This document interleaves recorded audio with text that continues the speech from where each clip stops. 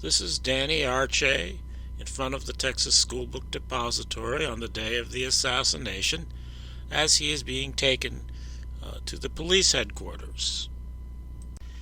And he was asked by Mr. Ball of the Warren Commission where he was when the president was shot. And he said, "I was standing in front of the Texas School Book Depository. I was on that grassy area part in front." "You were not on the sidewalk?" "No, I was on the sidewalk. Then I walked up to the grass to get a higher view and still couldn't see." "When you were on the grass, were you south where you were?" "Where were you with reference to the entrance of the Texas School Book Depository?" "I was down to the west side, a little more to the west." Well, looking to find Arce in the photography, it's difficult. You can't see him in the Croft photo. This is a little west of the entrance of the Texas School Book Depository, and he might be talking about this area, but he's definitely not there. And here in the Altgens 6 photo, this shows some of those people who were in the Croft photo and more to the east of where they were. And if Arce is telling the truth, then he would have to be somewhere in this green area around that tree where we can't see because the Secret Service agents are in the way. And in this photo taken after the assassination, of course, I've circled in green where that tree is that was in the Altgens 6 photo, and there's a man standing there at this moment, and there's grass there, and it looks a little elevated, as Arce was saying the grass was, because he was hoping to get a better view. So it's possible that he was standing there and we simply can't see him in the Altgens 6 photo because the Secret Service agents are in the way. And the only other coverage of this area at the time of the assassination comes from the Wiegman film.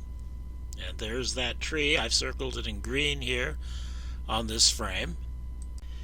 But as you can see in the Wiegman film, the quality is not good enough to say for certain whether or not Arce is in that area.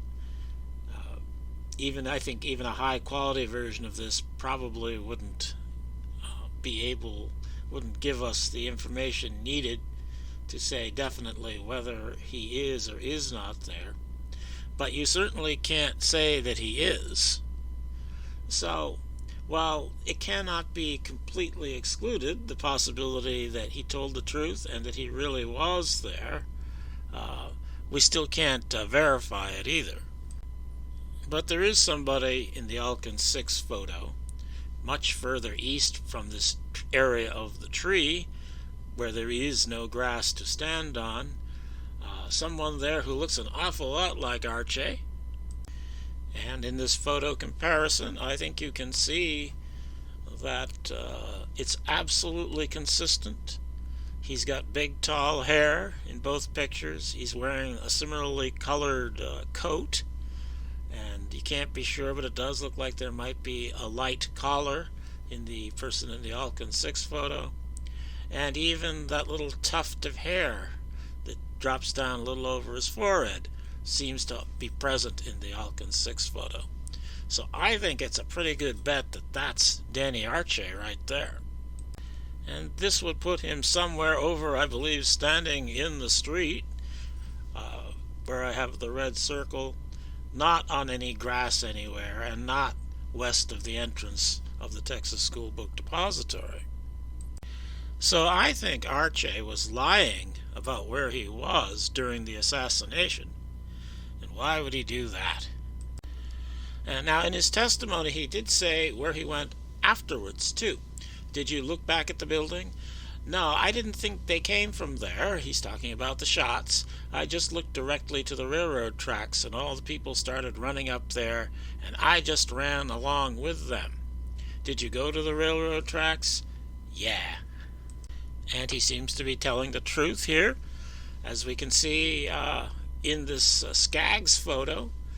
He can be seen walking in front of the pergola in the direction of the railroad tracks. And in the Martin film here, we can see him standing in that area in the parking lot here. So it looks like that he tells the truth about what he did after the shots were fired, but not about where he was when the shots were fired. So, if Danny Arce was here during the assassination, and then was here after the assassination, that means that between those two times he must have been going from here to here, because so far as we know he did not have powers of teleportation. So he must have walked or run from this point to this point. So if he did that, maybe we can see him doing that in the photography. So, is there anybody in the photography at the right time in the green area heading west? There is, and there is only one. Only one person in the photography looks anything like Danny Arce, and it's this guy right here in the couch film. So we've got somebody who fits the bill, somebody who looks like Danny Arce, doing exactly what Danny Arce must have been doing at this time, and there he is in the couch film. And I don't know if this is from the Couch or the Darnell film, but it shows Arce going further, I think veering off to the left a bit and accelerating, which would take him right on a course to be where he ends up in front of the pergola. So I'm convinced that this is Danny Arce in the couch film. But the Kooks, they think it's Bill Shelley. And I think that Shelley and Lovelady were inside the Texas School Book Depository at this time because, for one reason, Vicki Adams said she saw them there when she came down the stairway. She saw them on the first floor. And I think that Lovelady and probably Shelley too both had been on the 6th floor, and they had taken the elevator down to the 1st floor, and they got there before Vicki Adams. I have videos on that, and I'm not going to try to defend that claim in this video, but that's what I think. I think Shelley and Lovelady are involved in the assassination mechanics, and that the plan was to hide their involvement, and that's why Billy Lovelady had an alibi made with the cooperation of James Altgens by making it seem as though he was in the doorway by pasting his face onto Doorway Man, when actually that's Joe Molina. Anyway, it's kind of complex to explain everything every time I say anything, so I'm just going to go back to this and say Vicki Adams has no reason to lie about this, and she saw Shelley and Lovelady on the 1st floor at a time when Danny Arce was outside going to the pergola. So this is Danny Arce in the couch film, and the guy near him there with him that people think is Lovelady is actually Jack Doherty. I'm not going to explain how I know that, but it's Arce and Doherty outside, not Shelley and Lovelady.